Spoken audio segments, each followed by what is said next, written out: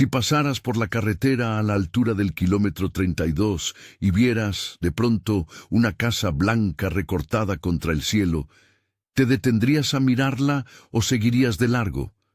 Yo la vi por primera vez en una foto gastada que mi abuelo guardaba en un cajón junto a sus cuadernos. En la imagen, la mansión solar Dos Benevides parecía tranquila, como si el tiempo se hubiera detenido en un atardecer de 1979. Las cortinas cerradas, la verja oxidada y en la esquina del porche un pequeño campanario que, según me contó mi abuelo en voz baja, seguía tocando a medianoche mucho después de que nadie viviera dentro. Esta mansión no es un rumor cualquiera. Está intacta desde 1979 y cada objeto dentro de sus paredes parece conservar una pregunta clavada. ¿Qué pasó realmente aquella noche? ¿Por qué alguien dejó la mesa puesta y no volvió a sentarse? ¿Por qué una tecla del piano está aprisionada por una piedra? ¿Por qué la puerta del porão, ese sótano que nadie quería abrir, quedó cerrada desde dentro? Antes de continuar, quiero saber algo. Comenta si tú entrarías en una casa así y desde qué ciudad nos ves. Quédate, porque esto no es solo una historia de polvo y madera vieja.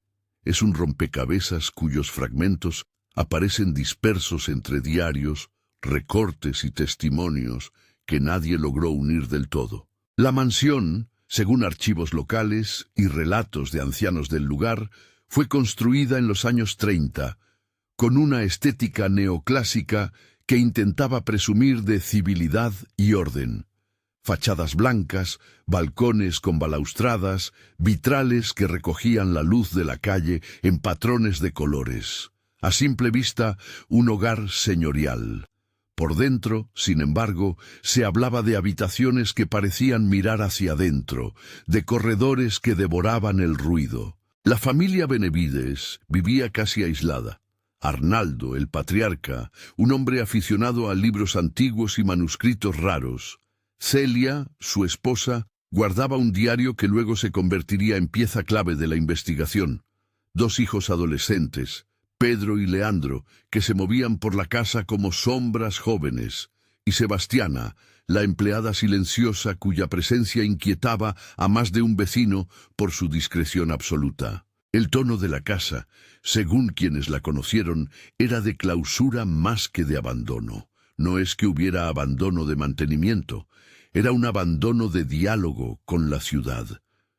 Los Benevides mantenían la puerta cerrada al mundo. Se decía que recibían pocas visitas y que los movimientos nocturnos dentro de la casa eran como ecos que nadie más podía interpretar. Hubo quienes afirmaron que la familia desarrolló una liturgia propia, algo entre la superstición y la obsesión erudita. Arnaldo coleccionaba símbolos, traducía inscripciones en idiomas muertos y pasaba horas en el estudio con lámparas que dejaban el resto de la casa a medias. Celia escribe el diario atribuido a ella, anota cosas que balancean entre el cansancio y lo inquietante. Hay fragmentos de ese diario que llegaron a nosotros por copias que Rogerio Fonseca, autoproclamado pariente distante, digitalizó décadas después. Estos extractos, no verificados por peritos pero conservados en archivos locales, contienen frases que helan por su sencillez. En una entrada fechada con mano temblorosa, supuestamente Celia escribió: «Algo vino a la casa y pidió ser nombrado. Arnaldo dice que es cuestión de trato. Yo no sé negociar con lo que no respira». En otra línea, más breve, no dejar que el porão sea violado. La llave está conmigo. Esos fragmentos no explican todo, pero ayudan a entender la atmósfera. No es solo miedo a lo desconocido, sino la sensación de que había una decisión tomada dentro de la casa, un pacto implícito que separaba lo que estaba permitido de lo que no. El calendario marca la última celebración, 31 de diciembre de 1979. Los archivos policiales de la época constatan una llamada de alarma a primera hora del 1 de enero. La descripción oficial del hallazgo, según documentos que se preservan en hemerotecas y que he revisado personalmente, Es fría pero estremecedora. La mesa del comedor con platos servidos, copas con restos de vino que habían coagulando en la oscuridad, velas parcialmente consumidas, una noche de fiesta que murió sin testigos. En el salón, el piano quedó con una única tecla hundida. Alguien o algo había colocado una piedra sobre ella. La puerta que daba al porão estaba cerrada por dentro, con el cerrojo intacto, y no había señales de violencia en las cerraduras externas. Sargento Tavares, que aparece en varios testimonios orales recogidos por medios regionales, fue quien dirigió la inspección inicial.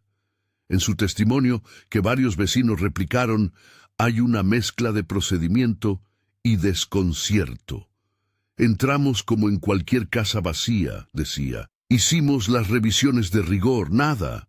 Pero esa llave, la puerta del sótano cerrada, nadie pudo explicarlo. Tavares habló de una sensación en el ambiente, un olor a cera quemada que no venía de las velas, y de un silencio tan espeso que las voces de los policías rebotaban en las paredes como si la casa no quisiera que algo más se supiera. Según el expediente, el caso quedó catalogado como desaparición colectiva, y el archivo se enfrió con los años. Y sin embargo, la ciudad no olvidó. Los recortes de periódicos que circulan en la biblioteca local muestran titulares que van desde el formal «Familia Benevides desaparece, investigación abierta», hasta notas más sensacionalistas escritas por periodistas menos escrupulosos. La mansión que habla o el misterio del porão. Hecho curioso, casi todas las fotos publicadas entonces muestran el mismo detalle, el pequeño campanario del porche intacto como un gesto antiguo de vigilancia. Vecinos consultados en ese tiempo dijeron haber oído la campana sonar aislada, como si marcara una hora que no pertenecía al reloj de la ciudad. Entre los relatos orales, el nombre que vuelve una y otra vez es el de Olimpio García, un hombre que en 1979 tenía cabellos ya blanqueados y que desde su panadería narraba lo que veía en la esquina. Olimpio aseguraba, en voz baja y con el timbre de quien ya no espera milagros, que la familia se ofreció. Esa palabra, ofreció, fue tomada con recelo por la comunidad. ¿Ofreció qué? ¿A quién? Olimpio, según testimonios recogidos años después, dijo que había escuchado conversaciones extrañas en noches previas al Año Nuevo, susurros que hablaban de cerrarlo abierto y de salvar el nombre de la casa. Nadie más pudo confirmar esas voces. Sin embargo, su versión se volvió parte del folclore local, la manera en que una comunidad intenta poner orden dentro de un miedo que de otro modo sería incontrolable. Pero lo que transforma la leyenda en investigación son las pistas físicas que permanecieron. Entre ellas, la piedra sobre la tecla del piano, una roca pequeña, irregular, incrustada entre los bordes de la madera. Algunos dijeron que fue colocada para inmovilizar una nota que no debía sonar. Otros, con menos pulso racional, afirmaron que era una señal, un sello que mantenía algo contenido. También apareció un sello de cera rojo en uno de los sobres hallados en el escritorio de Arnaldo, un emblema de espiral que nadie supo interpretar con certeza. En los anaqueles, libros de liturgia antigua se apilaban junto a textos sobre rituales regionales, pero no hay, en los inventarios que alcanzaron a publicarse, una lista definitiva de qué exactamente leía el señor Benevides. Hubo intentos posteriores de abrir ese cajón de memorias cerradas. Exploradores urbanos llegaron décadas después con cámaras. Jóvenes curiosos de la ciudadela digital que documentaban ruinas. Sus grabaciones, según se difundió en foros y canales, muestran planos de polvo, objetos cubiertos por sábanas, la misma tecla inmóvil y el campanario solitario. Pero hay que decirlo con cuidado, la calidad de esas pruebas es variable. Muchas filmaciones están borrosas por la luz pobre, Otras son cortas y editadas por creadores que buscan impacto. Sin embargo, una pieza llamó la atención de investigadores más cautos. Una grabación en casete encontrada en la casa, reportada como cinta de origen desconocido en inventarios, donde, en un tramo de alto ruido de fondo, se distingue una campanada prolongada seguida de un murmullo que ninguna transcripción logró resolver con certeza. No recomiendo de manera alguna intentar acceder al inmueble.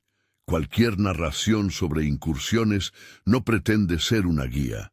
Es, antes que nada, una reconstrucción de eventos según testimonios y documentos. Algunos de esos intentos terminaron mal. Si se aceptan las versiones que circulan, hay testimonios que sostienen que jóvenes que forzaron entradas en los 90 regresaron cambiados. Hay quienes afirman que las cámaras colocadas por curiosos grabaron sombras que no correspondían a ningún cuerpo humano. Pero repito, esas afirmaciones figuran en relatos y en grabaciones de calidad discutible, no en peritajes concluyentes. Rogerio Fonseca emerge en la historia mucho después, como el personaje que dicen, trazó el hilo de vuelta al diario. No era un investigador formal. Se presentaba como pariente lejano con acceso a cajas olvidadas. En la década de 2000, Rogerio entregó a archivistas locales una copia digital de lo que afirmó ser el diario de Celia. La autenticidad del documento aún es materia de debate entre quienes lo analizan. La caligrafía, la tinta y el lenguaje se ajustan a la época, pero faltan certificados periciales que lo cristalicen como prueba irrefutable. Aún así, el diario reavivó preguntas y, sobre todo, despertó la curiosidad de un grupo de antropólogos y exploradores que decidieron con cautela investigar. Entre esas voces que volvieron al caso en tiempos modernos, la de una joven antropóloga llamada Julia Ferraz se volvió central. Julia, nieta de Olimpio según varias fuentes orales, se interesó en el aspecto social del fenómeno, cómo una comunidad se relaciona con un espacio que ha dejado de pertenecerle. Sus notas y entrevistas, algunas accesibles en archivos universitarios, muestran a alguien que entendía la mansión no solo como arquitectura, sino como un organismo que responde a miradas y herencias. Ella sostuvo la hipótesis de que la casa negociaba a su manera, una interpretación que, aunque controversial, aportó una capa humana al misterio. Mientras los investigadores y curiosos levantaban la manta del tiempo, la ciudad empezó a registrar efectos colaterales que, en conjunto, inquietaban. Relatos de sueños compartidos entre personas sin relación aparente. Episodios de catatonía en quienes se acercaban demasiado a la verja. Vídeos caseros que mostraban, por una fracción de segundo, una figura que no se parecía a nadie que viviera allí antes. Cada uno de estos hechos se documentó con mayor o menor rigor. En algunos casos, la evidencia fue recogida por medios locales. En otros, quedó solo en el testimonio oral. Lo que sí es innegable es que la atención colectiva se concentró en el porão cerrado. Era como si, con el paso de los años, la casa hubiera depositado la mayor parte de sus preguntas en ese sótano oscuro. La noche en que un grupo de intrusos decidió abrir la puerta del porão, y esta parte la describo solo por lo que consta en actas y en la narración comunitaria, fue un episodio que reconstruye con dificultad la línea entre la osadía y la necedad. Eran, según reconstrucciones periodísticas, hombres que buscaban pruebas tangibles, una caja, una llave, algo que diera inicio a una explicación lógica. Forzaron la cerradura externa. Se escuchó el chasquido de madera vieja. Vecinos dicen que en ese momento un viento extraño barrió la calle, aunque no había pronóstico que lo justificara. No voy a detallar métodos de acceso ni a dar instrucciones. Lo importante es la secuencia. Abrieron la puerta, bajaron las escaleras. La linterna dibujó el contorno del primer peldaño. y después hubo silencio. Lo que relatan quienes estuvieron fuera, y lo que quedó en parte grabado por una cámara pequeña que dejaron en la entrada, es un conjunto de elementos inquietantes. La linterna que se apaga sin razón eléctrica aparente, un golpe seco desde el interior, súplicas confusas, y luego la cámara que registra una luz interior que no es de linterna, un brillo cálido y concentrado alrededor de una caja que descansa sobre un pequeño altar. Alguien empieza a gritar. Se escuchan palabras en una lengua que los presentes no reconocen. La cámara cae y la última imagen es una mano que intenta alcanzar algo metálico y que desaparece del encuadre. Cuando la policía llega minutos después, la puerta del sótano está abierta. En el interior hay objetos desplazados. 7 espejos colocados en círculo, según algunos relatos. La descripción de la sala octogonal aparece en varios testimonios. Un altar con una estatuilla pequeña y una caja abierta que antes nadie había visto. Y falta una persona. Las versiones sobre lo sucedido divergen a partir de allí. Algunos dicen que quien entró nunca salió. Otros sostienen que hubo un accidente. Los registros policiales posteriores hablan de una desaparición sin rastro y de un caso que, nuevamente, fue archivado con interrogantes. Lo que me llama la atención al revisar esos papeles es la recurrencia de un símbolo, la llave dorada. Varios testigos mencionan una llave con luz propia, una descripción que suena más poética que técnica, y sin embargo se repite en conversaciones, en cartas que circulaban entre vecinos y en notas inéditas encontradas entre los papeles de Rogerio. Por eso vuelvo al diario de Celia, porque ofrece, aunque sea en fragmentos, la posibilidad de entender la lógica íntima de la mansión. En otra de sus entradas, atribuida y reproducida por archivos locales, ella escribió con una mezcla de temor y resolución: si la puerta cae, el precio será sangre de casa. Si no, la casa cobrará su calma de otra forma. Estas frases, leídas hoy, se perciben como advertencias que alguien formuló desde adentro. Leyéndolas, es fácil imaginar a la mansión como un ser que fija condiciones, como un contrato que nadie recuerda haber firmado. A partir de ese momento, la investigación muda de naturaleza. Deja de ser solo policial y pasa a ser también psicológica y colectiva. Como una ciudad entera conserva sueños que parecen venir de una casa cerrada. ¿Qué admite la memoria urbana cuando hay testigos que relatan lo mismo con palabras distintas? Y, sobre todo, ¿quién paga por la curiosidad de saber?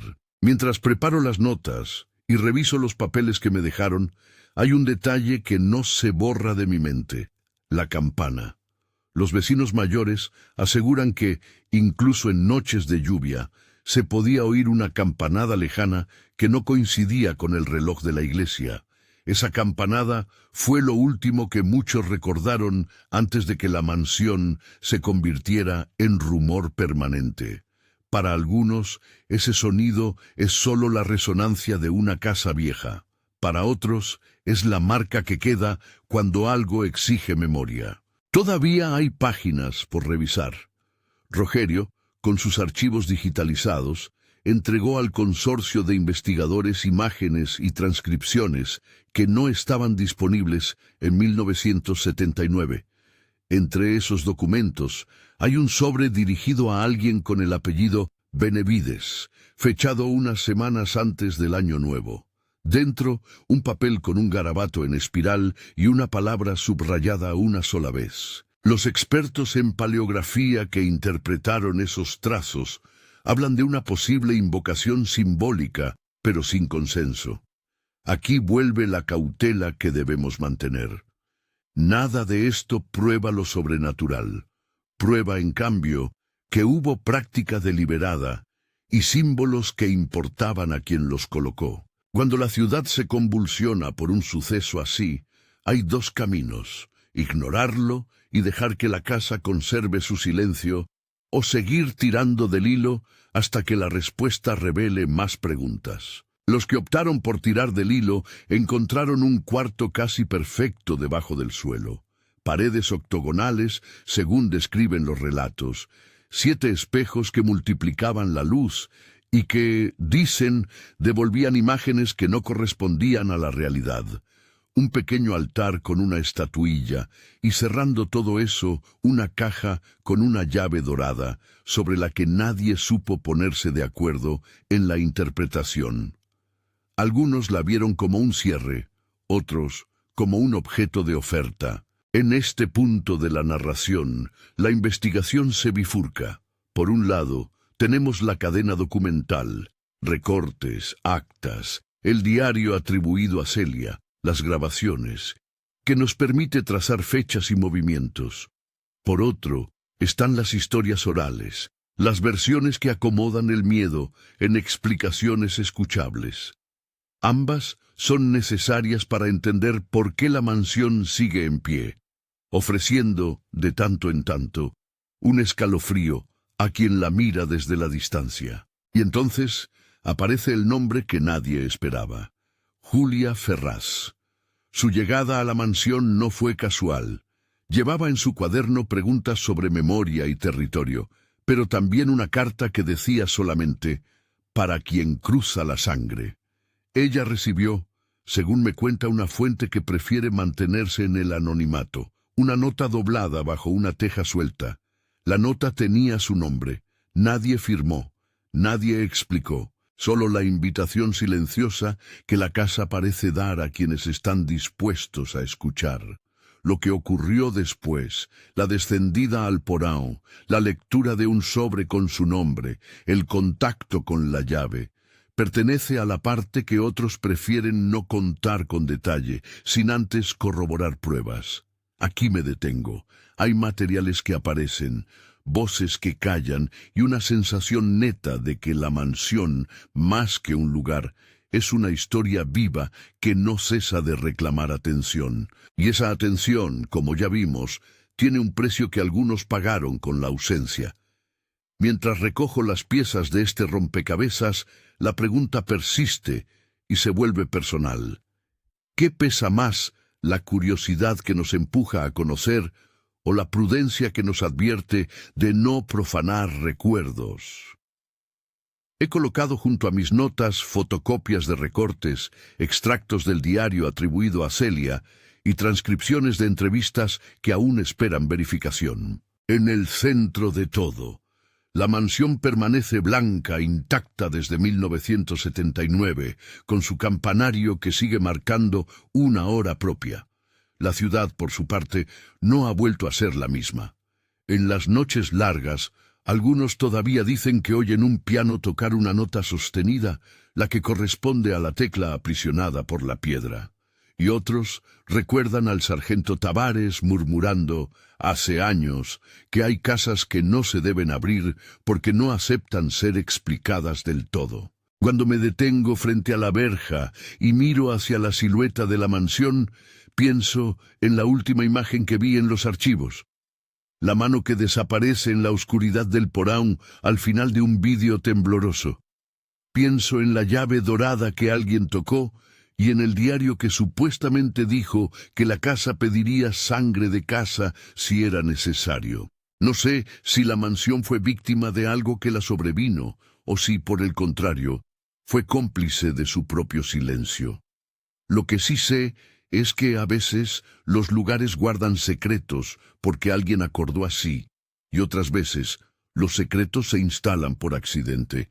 Lo que me queda es seguir reuniendo pruebas, salvar lo que pueda salvarse de la memoria y dejar en la página por ahora el resto de la historia para quienes estén dispuestos a escucharla con cuidado. Lo que siguió a esa mano que desaparece en la oscuridad no es una secuencia limpia ni un expediente cerrado.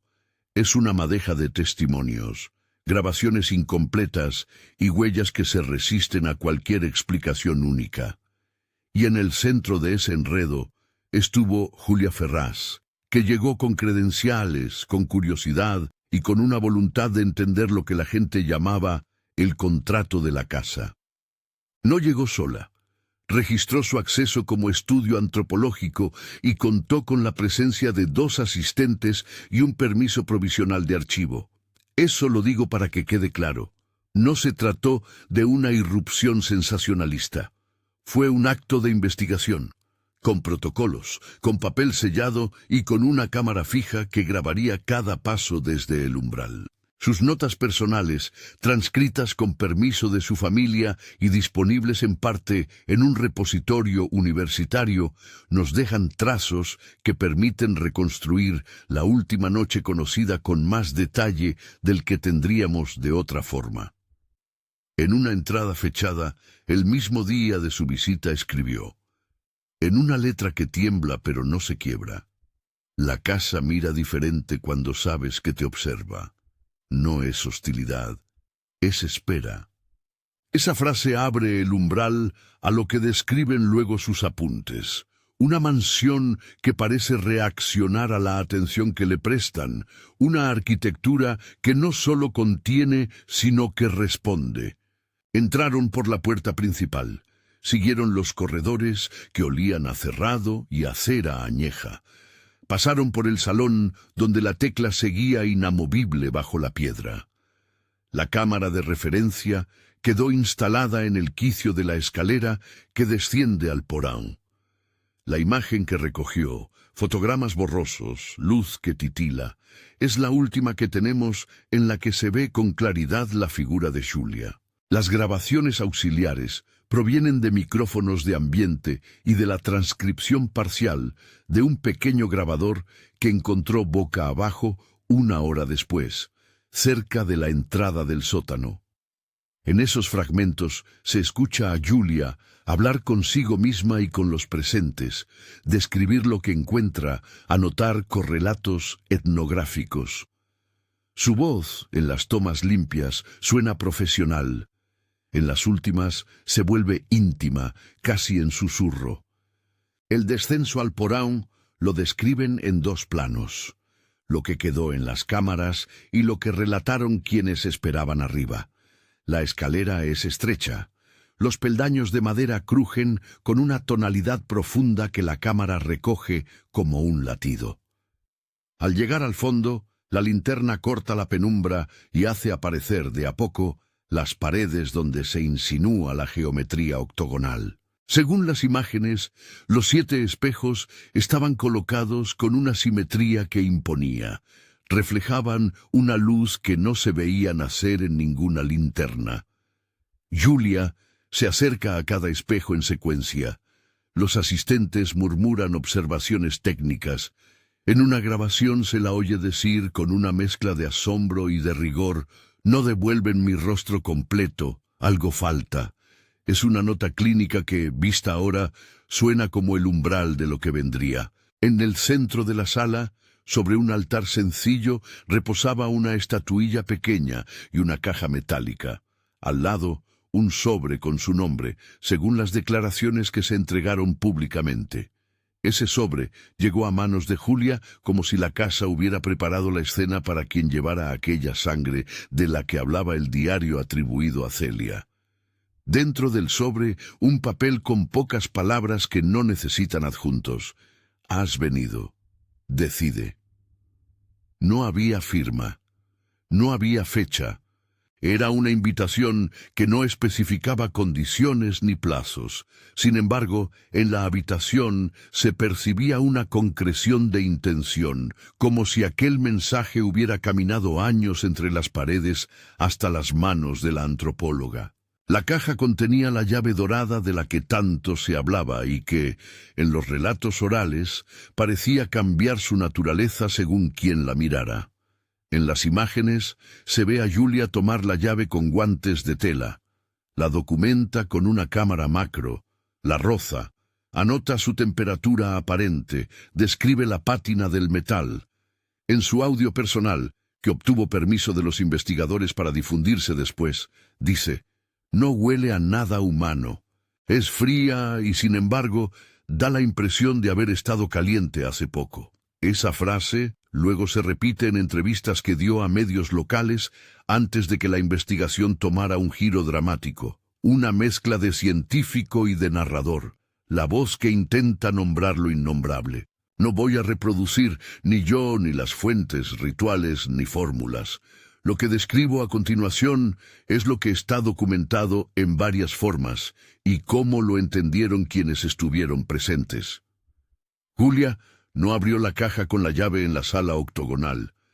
La sostuvo, la colocó sobre la palma y la dejó descansar. Tomó una fotografía con la cámara macro.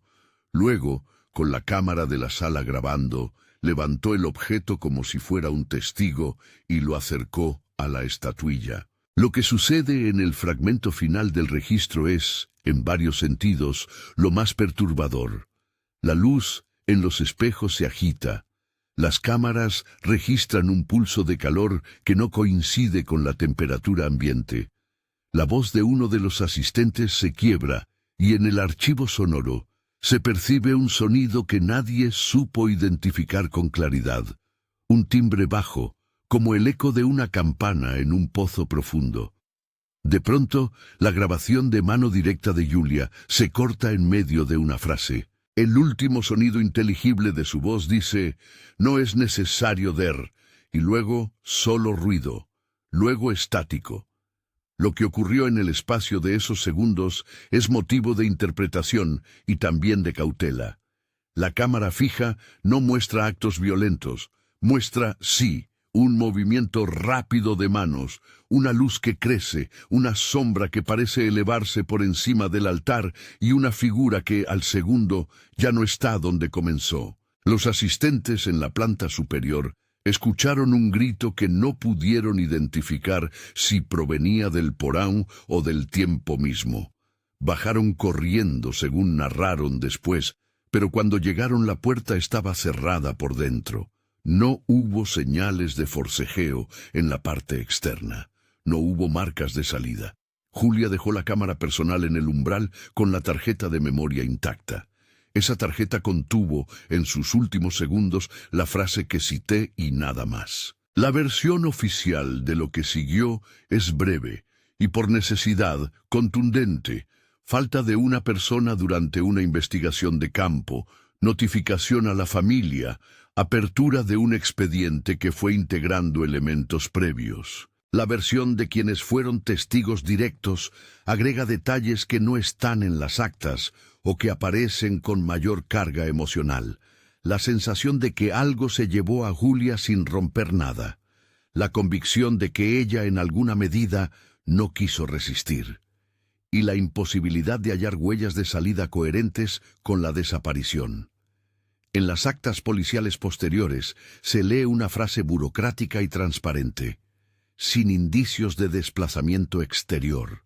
Esa misma frase, repetida en otras causas, contiene un silencio que no se rellena con fórmulas legales. No quiero, ni puedo, decir que la mansión hizo algo en un sentido literal. Puedo y debo consignar lo que se registró. A. Una mujer que entra con su equipo y no sale. B. Grabaciones que terminan en un corte abrupto. C. Una llave que desaparece del inventario físico. D. Testimonios que describen fenómenos perceptivos no verificados científicamente. Todo ello, cuando lo miramos junto, compone una ecuación inquietante que alimenta la leyenda urbana y que merece además una aproximación crítica. Después de la noche en la que Julia bajó al porão, algo cambió en la ciudad. No fue un cambio espectacular el primer día, fue un desplazamiento sutil que con el tiempo se amplificó. Algunos vecinos comenzaron a tener sueños comunes, un pasillo largo, 7 reflejos que no corresponden, una campana que suena aunque el reloj marque otra hora. Estas coincidencias de sueños fueron recogidas por psicólogos locales que intentaron, con prudencia, documentarlas para entender si se trataba de contagio social o de un fenómeno psicológico emergente. Los análisis iniciales descartaron epidemias neurológicas, pero no supieron explicar por qué personas no relacionadas relataban imágenes semejantes con verbos y detalles parecidos. Un profesor de la universidad señaló que la narrativa colectiva actúa como un campo magnético. Saber de un misterio lo hace presentarse como sueño. Esa teoría explica parte de los relatos, no todos. En las semanas que siguieron, surgieron registros en cámaras domésticas de siluetas que atravesaban brevemente marcos urbanos cercanos a la mansión. Un vecino colocó por primera vez una cámara de vigilancia en la calle y al revisar las horas nocturnas encontró un cuadro de unos 3 segundos donde la figura en la farola parecía doblar en la dirección opuesta de la casa y disolverse en la niebla. Fue un clip que circuló en redes locales y que de inmediato dividió a la ciudad entre escépticos y creyentes. Eran imágenes borrosas, podían ser reflejos, podían ser trucos de luz, podían ser también algo que no queremos nombrar. Nadie presentó un peritaje concluyente que vinculase esas imágenes a la desaparición de Julia o a otros eventos. Con el paso de los meses, sin embargo, aparecieron patrones difíciles de ignorar. Personas que trabajaban en turno nocturno alrededor de la mansión reportaron mareos y episodios de desorientación. Un grupo de niños que jugaban en la periferia de la propiedad contó que, en los dibujos que hicieron en clase, una y otra vez aparecía un símbolo en espiral similar al que figuraba en el sello de cera, hallado en 1979. Esos dibujos se acumularon en la escuela municipal y llamaron la atención de profesores y padres. No había, que yo sepa, ninguna campaña que explicara aquel dibujo a los niños. El signo emergió de la mano y la imaginación colectiva. En su tesis sobre memoria urbana, una antropóloga documentó esos trazos y los interpretó como una forma de apropiación del enigma. El símbolo se vuelve un lugar común, una marca que recuerda y que por su repetición se fortalece. También hubo consecuencias en el terreno de la investigación. Documentalistas y canales de misterio que acudían a la mansión para filmar reportajes comenzaron a recibir notificaciones de equipos que, tras instalar cámaras, presentaron fallas electrónicas inexplicables, baterías que se agotaban en minutos, tarjetas de memoria que aparecían borradas sin razón aparente, luces que se encendían solas y luego se apagaban. Los técnicos que revisaron los dispositivos apuntaron a problemas de humedad o de interferencia, pero en algunos casos no hubo explicación técnica razonable. Esa combinación de fallas alimentó una sensación de que la casa, tal como decía Julia, responde. Responder no tiene por qué ser sinónimo de intencionalidad consciente. Puede ser una configuración material que altera el entorno, o puede ser la interpretación que le damos cuando buscamos una narrativa que ordene el miedo. Mientras tanto, la familia de Julia sostuvo posiciones distintas. Algunos miembros solicitaron la preservación de la escena, otros el cierre de la investigación por razones personales. Hubo manifestaciones emotivas en la puerta de la mansión. Gente que dejó flores, quien que dejó notas, quien que exigía que se haga justicia. El juzgado, finalmente, declaró que el caso quedaba en investigación activa sin resultados concluyentes. Para los medios, la desaparición de Julia fue, a ratos, un nuevo capítulo del misterio de los Benevides. Para la ciudad, fue un punto que dividió el tiempo en un antes y un después. Las preguntas que persisten no son menores. ¿Qué papel jugó la llave dorada en lo que sucedió? ¿Fue un símbolo material de algo más grande o un objeto con propiedades que aún no comprendemos? Las imágenes en los espejos devolvían rostros incompletos porque la memoria de la casa está fragmentada, o porque remontaban imágenes de un pasado que no coincide con nuestro presente. ¿Qué quiso decir el diario de Celia cuando habló de pagar con sangre? Las respuestas que dan los documentos son ambiguas. Advierten, sugieren, pero no concluyen. Es precisamente esa falta de cierre lo que permite que la mansión siga siendo un imán de teorías. He hablado con quienes trabajaron en la primera inspección de 1979 y con quienes han entrado después. Policías retirados, periodistas que escribieron hace años, vecinos que prefieren no ser entrevistados. Todos coinciden en algo básico y poderoso. Hay silencios que pesan más que el ruido, y la mansión acumuló silencios a lo largo de décadas. Esos silencios se condensaron en un porão que para muchos funciona como una especie de nódulo de memoria. Si la casa es un organismo, el porão sería su corazón oculto. Esa metáfora no prueba lo sobrenatural, pero ayuda a entender por qué la gente siente que la mansión exige algo. En términos simbólicos, mantiene un crédito que alguien, en algún momento, dejó sin saldar. Hay además consecuencias sociales que me parecen relevantes. La transformación del miedo en patrimonio. La mansión se convirtió en un lugar de peregrinación para curiosos y para académicos por igual. Se organizaron charlas en la universidad sobre la relación entre el espacio, la memoria y la narración de lo inexplicable. Exposiciones de fotografías antiguas mostraron la arquitectura neoclásica y la tela de araña que envuelve las ventanas. La cultura local se reapropió del misterio, y sin embargo, esa reapropiación no mitiga el dolor de quienes perdieron un ser querido, o la inquietud de quienes escucharon campanadas en la noche y no pudieron dormir. Una de las líneas de investigación que más me interpela es la de la memoria activa. Como un suceso, cuando se vuelve texto y testimonio, reconfigura la percepción de una ciudad entera. Cuando las historias de la mansión circulan, provocan cambios, en sueños, en dibujos, en comportamientos, que no siempre se pueden desconectar de la propia narrativa. Es un fenómeno que no es exclusivo de este caso, pero aquí se muestra con una nitidez que pone en juego las categorías de mito y de hecho. Esa ambigüedad es quizá la que más hiela la sangre. No la imagen concreta de un monstruo, sino la posibilidad de que lo que creemos entender sea apenas un gesto de una trama mayor que no controlamos. Al revisitar los papeles de Rogerio, las actas del sargento Tavares y las notas de Julia, me detuve en un detalle aparentemente menor que, sin embargo, explica mucho de la dinámica social alrededor del misterio: la repetición. Elementos como la llave dorada, la tecla del piano aprisionada, la campana del porche reaparecen en relatos independientes y en tiempos distintos.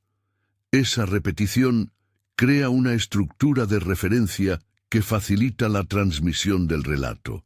Cuando algo se repite hasta la saciedad en conversaciones, en fotografías y en sueños, deja de ser un hecho aislado y se convierte en parte del tejido que sostiene la memoria colectiva. Eso no convierte los objetos en agentes sobrenaturales, pero sí los vuelve símbolos poderosos cuya sola mención provoca una respuesta emocional intensa. ¿Qué queda entonces para quien escucha la historia desde la distancia en un video como este? Primero, la certeza de que las pruebas son incompletas y que cualquier afirmación absoluta sería deshonesta. Segundo, la evidencia de que muchas personas han sufrido y que, por tanto, el relato exige respeto. Y tercero, la convicción de que la mansión, más allá de su asombro, nos pone frente a una decisión moral. ¿Qué hacemos con lo que no entendemos? Lo que la casa pide, si acaso puede pedirse algo a los objetos que acumulamos, no es siempre literal.